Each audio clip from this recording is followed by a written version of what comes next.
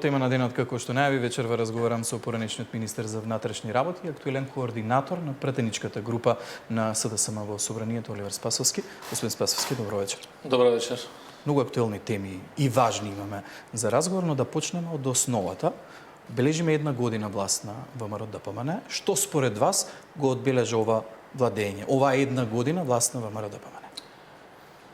Токму така, измина една година од владењето и можам да кажам дека Македонија е попонижена, не е горда Македонија каква што ја најавува во изминатиот период. Ова е година во која што се уште мислам дека ниту ВМРО-ДПМН, ниту владата се однесуваат како да се власт, туку напротив сметаат дека се уште се во опозиција. Година во која што многу малку или воопшто не се работи, ако тргнеме од Собранието, тоа го покажуваат седниците, тоа го покажуваат материјалите кои што се доставени, тоа го покажува и законите кои што ги носиме. Суштински закони речиси да нема, ако имате неколку само донесени во Собранието, сето друго е измена и усогласување со законот за организација и работа на органите на државната управа. Тоа што беше најголем проблем, а тоа е името на државата, кое што не беше сменето до минатата година, сега во сите законски решенија наместо Република Македонија влезе Северна Македонија. Во оваа година дена не ги видов предлозите кои што беа пред изборите за поништување на договорот со Бугарија, за ревидирање на рамката со Европската унија. Немаме никакви реформи во ниту една област, например во правосудството, наместо да имаме реформа, бидејќи тоа беше напаѓано сериозно, ги напаѓа судиите, обвинителите и сето она што е во правосудство. Наместо тоа донесоа закон во кој што овозможија да се продолжи мандатот за неколку години на сите судии во државата, иако е тоа вистинската реформа која што се најавува. Едноставно една празна година на ветувања, празна година на обвинување дека сите други се виновни, само тие не се виновни, година во која што уназадува генерално слободата и во медиумите и во јавноста, година би рекол и на разочарување, заради тоа што големите очекувања ќе донесат и носат големи разочарувања, така да не гледам апсолутно никаков напредок, напротив мислам дека Македонија уназад. Ако ги слушате нив, тие велат дека штетата која што ја оставиле СДСМ била многу голема, но да додиме со моментот горда Македонија, некако тоа асоцира на горда во однос на јазикот и идентитетот. Во овој контекст ни се случи една европска блокада во моментов, стагнираме, не одиме напред на тој процес. Кој е виновен за таа блокада? Дали е виновен францускиот предлог кој што го прифати СДСМ, како што вели ВМРО-ДПМН, или начинот на кој што работи ВМРО-ДПМН?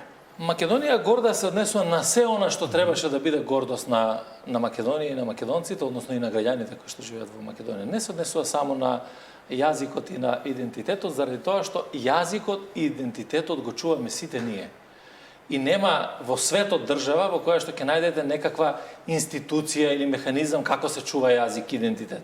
Секој еден од нас го чува, го напредува јазикот и идентитетот и тоа е нешто за кое што ние не можеме да преговараме. Никој од нас нема право, нема должност, нема никаква можност тоа да го прави.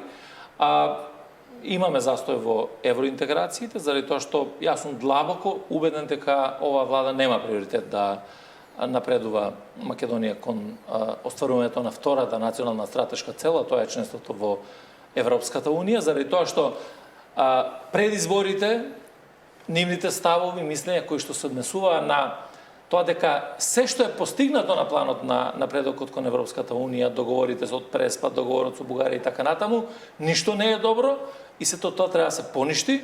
Тоа не оди во корелација денеска вие да правите чекори кои што ќе водат кон Европската унија, ниту пак се прават чекори кои што ќе значат поништување на овие договори. И знаете, веќе сум и јас и јавноста изморени од година дена кажување како се власт дека знаете ова е голема штета направена, па ние не можеме да исчекориме напред кон Европската унија и така натаму. Знаете, ако има штета, треба да се поправи таа штета. Ако е штета направена, јас сум длабоко убеден дека не е направена штета. Напротив, дека Македонија напредуваше во тој период. Денеска, ако се смета членството на Македонија во НАТО за штета, на кој што сами денеска гледаме како не представува председателката на државата и министрите од владата, тогаш навистина мислам дека уште еднаш тие потврдуваат дека тоа биле вистински храбри одлуки. Да, тешки одлуки, меѓутоа вистински храбри одлуки. Ние во оваа година не успеавме да видиме никаков предлог кој што може да значи предлог со кој што ние ќе излеземе и ќе чекориме напред кон Европската унија. Напротив, мислам дека овој застој не сега, тој ќе трае уште долго. Меѓутоа, кога се правеа тие договори за кои што велите дека биле тешки, јавноста се убедуваше дека идентитетот, јазикот се загарантирани. Што е тогаш ова што ни се случува сега од страна на Бугарија? Барањето да се додава придавка модерен пред јазикот и пред идентитетот во извештај на Европскиот парламент. парламент. Прво имате декларација на Собранието на Република Македонија, во која што декларација јасно Собранието ја изрази нашата волја за членство во Европската унија, и тоа при тоа оневозможувајќи било која влада да седне и да преговара за идентитет и за јазик. И тоа воопшто во овој момент не се бараше од нас ние да седнеме и да разговараме. И јас мислам лично дека тоа е грешка доколку ние сега седнуваме да разговараме за јазик и за идентитет. Нашиот Добро, јазик, но да се дозволи Бугарија да става такви придавки? Не може да се дозволи. И нема апсолутно никој право тоа да го прави, заради тоа што македонскиот јазик е запишан како официјален јазик и во Обединетите нации, и тој е веќе и официјален јазик и во Европската унија. Јас сум министер од претходната влада кој што го потпиша договорот од Фронтекс на англиски и на македонски јазик. И со тоа како прв меѓудржавен договор, односно државата Европската унија, тој јазик влезе во Европската унија. И тука немаме никаква дилема. И сега ако погледнеме од каде доаѓаа амандманите за да се внесе модерен јазик, од Европската народна партија. Од партнерите на Христијан Мицкоски и на ВМРО. Добро, сега да не манипулираме со јавноста, сите. Европската и Европската народна партија, и социјалистите, и либералите, и зелените. Од четирите најголеми групи. Не доаѓаат од четирите. Само представникот на ИПП го презентира во парламент. Меѓутоа не доаѓаат од сите. Од Европската народна партија. Добро, вие во комуникација сте со социјалистите. Имате ли некаква комуникација? Може да очекуваме дека тие нема да поддржат такво нешто? И гледате дека и Европската партија на социјалисти, и либералите, и зелените, и така натаму, даваат широка поддршка на државата, на Македонија за напредокот. Не можам да кажам дека тоа не го прават и многу од членовите кои што се на Европската народна партија, меѓутоа не треба да бидеме многу мудри во водењето на нашата политика, треба да имаме Како да бидеме мудри ако граѓаните гледаат дека секој ден власта и опозицијата се конфронтираат на оваа тема, за разлика од тоа во Бугарија имаме државен став, државни позиции кои што ги бранат сите, и премиерот, и председателот, и власта, и опозицијата. Тоа е многу едноставно.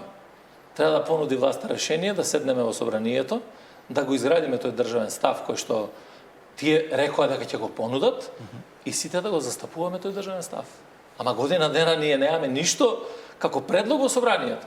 Ние имаме цело време дека некој нас сака да ни земе идентитет, сака некој да ни го земе јазикот, се ние нешто се браниме од некого, а при тоа немаме никаков план што и како треба тоа да направи. Барем не е споделен со опозицијата и едноставно е, треба да се престане да се расправаме околу националните прашања. Тие се прашања за кои што сите ние треба да имаме единствен став. Нашите национални прашања, нашата држава, нашиот јазик, нашиот идентитет, тие се многу повеќе и од ВМРО-ДПМН, и од СДСМ, и од било која политичка партија, и од било кој политичар во Македонија. И тоа треба да ни биде јасно. Сите ние доаѓаме и заминуваме, Македонија ќе остане цело време. Македонија обстојала низ векови наназад, која била во многу потешки услови, а не денеска која се бори за етаблирање на европската сцена.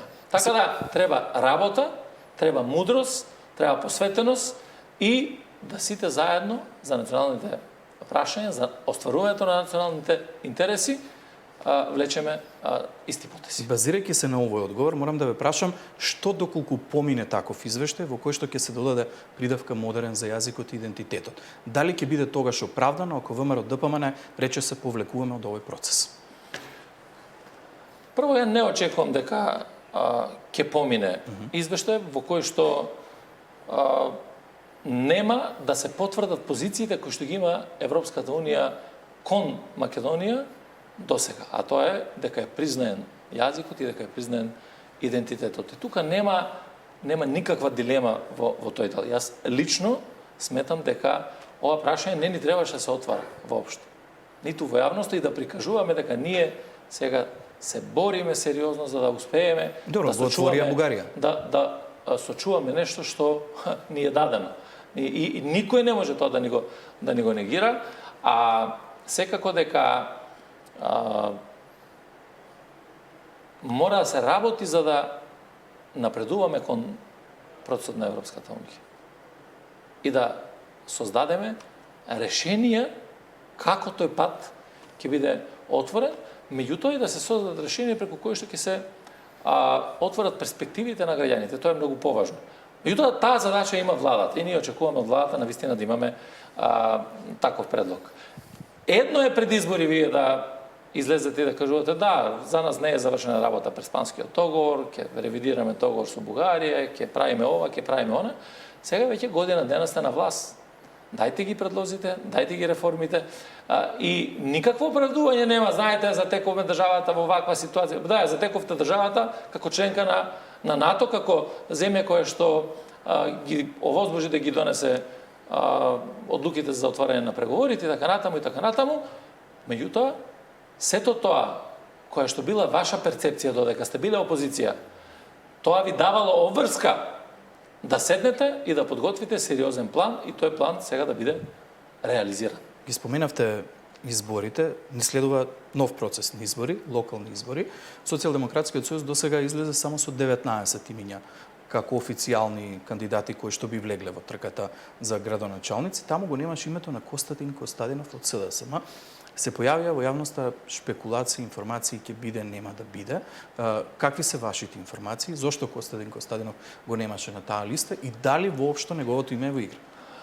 Социјалдемократскиот сојуз преку постапките, преку своите органи на партија и така натаму се подготвува за локалните избори и во два сегменти. Едниот е програмски, вториот е кадрскиот потенцијал кој што треба да се понуди. Сакаме навистина да понудиме решенија кои што можат да влеат и надеж кај граѓаните во делот на локалната самоуправа и се потврдија 19 кандидати до сега.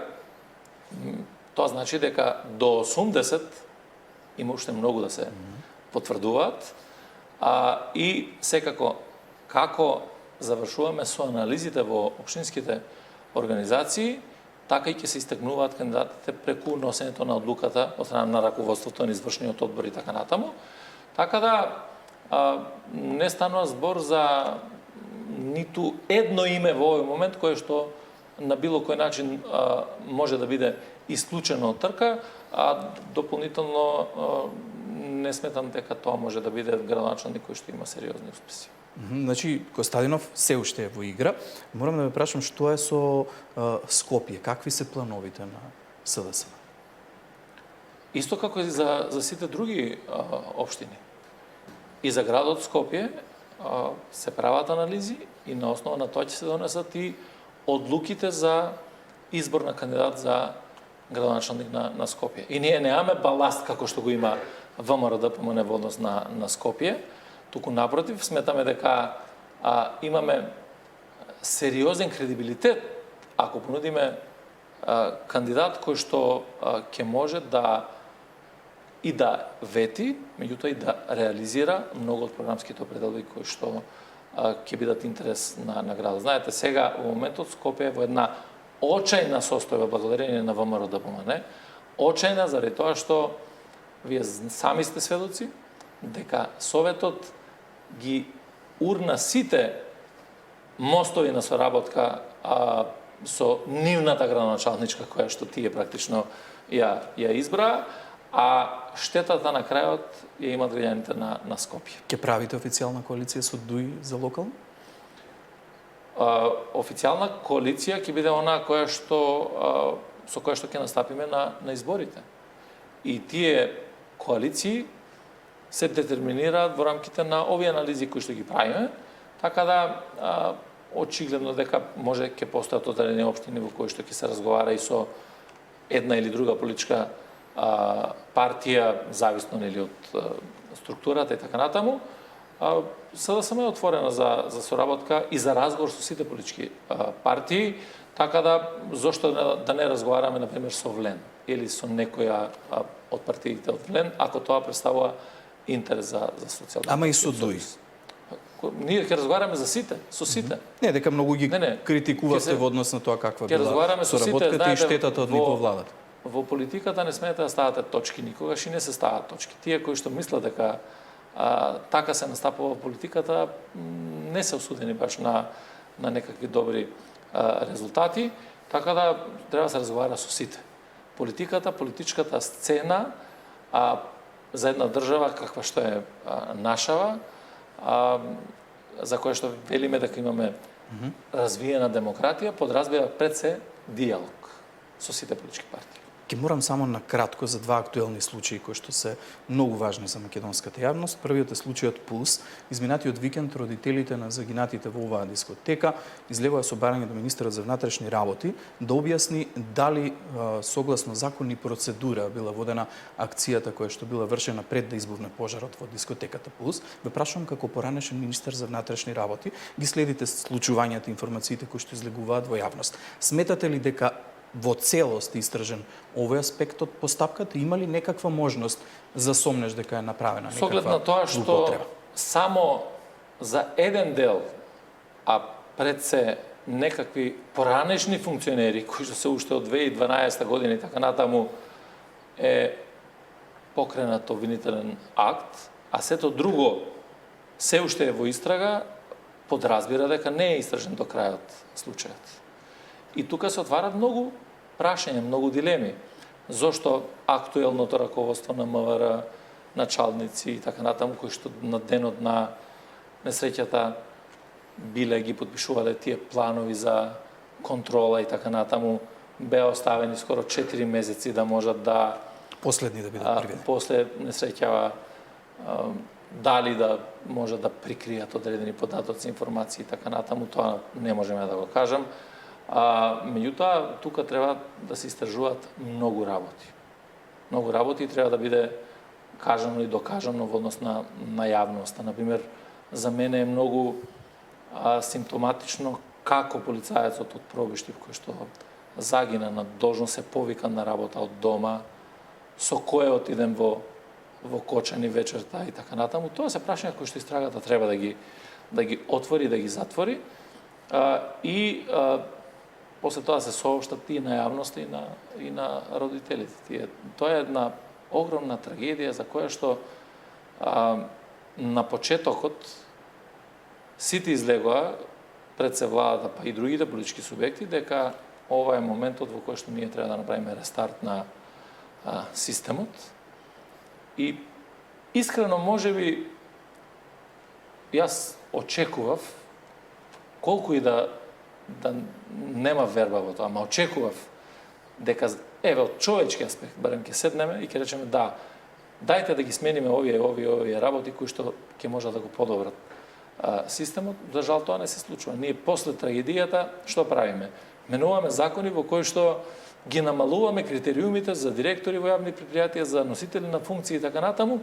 Тоа значи дека правиме состојба во која што ќе имате понеквалитетни кадри во однос на извршувањето на функциите. Така не се менува тој систем и мислам дека одговорност мора да има за целиот овој настан. Не треба се бркаат вештерки во поранешни функционери и во сето друго, затоа што сметам дека не е доволно заради пиар потреби, еве сега да, апсења огромни, не знам, обвинителни акти и така натаму, за да после години и години водење на случајот дојдеме во ситуација никој да не носи одговорност, а при тоа не сме направиле ниту ништо да се сме. Еве ние сега во моментот во собранието поднесовме еден закон кој што значи поддршка на семејствата, поддршка на оние кои што се повредени, парично обештетување и така натаму, кој што за жал го блокираа пратениците на ВМРО да помине во Комисија за социјална политика, демографија. Господин Спасовски, морам да ве прашам, за крај денес имаше пресуда за двојното убиство, за убиството на Вања Ѓорчевски и Панче Жежовски, случај кој што Министерството за внатрешни работи го работеше кога вие бевте прв човек на МВР. Прво обвинетиот Палевски постојано тврдеше дека не е виновен, дури ако не грешим излезе со информација дека уште во времето кога бил приведен, уште во ваше време била напишана пресудата, денеска доби доживотен затвор. Како гледате на оваа постапка? Видете, пресудата кажува се. Ја немам што да додадам. Тоа е еден грозоморен чин кој што заслужува од секој можен аспект да биде и соодветно казнет и да биде опомена за сите понатаму кои што можеби ќе има такво едно поведение. Така да сето она што беше кажувано во јавноста, разни шпекулации, дезинформации и така натаму, еве ќе ве вратам и на ВМРО во опозиција, кога велеше дека не се истражени работите како треба, дека таму не е направено се како што треба. Денеска имаме пресудата која што говори самата по себе за сите овие аспекти.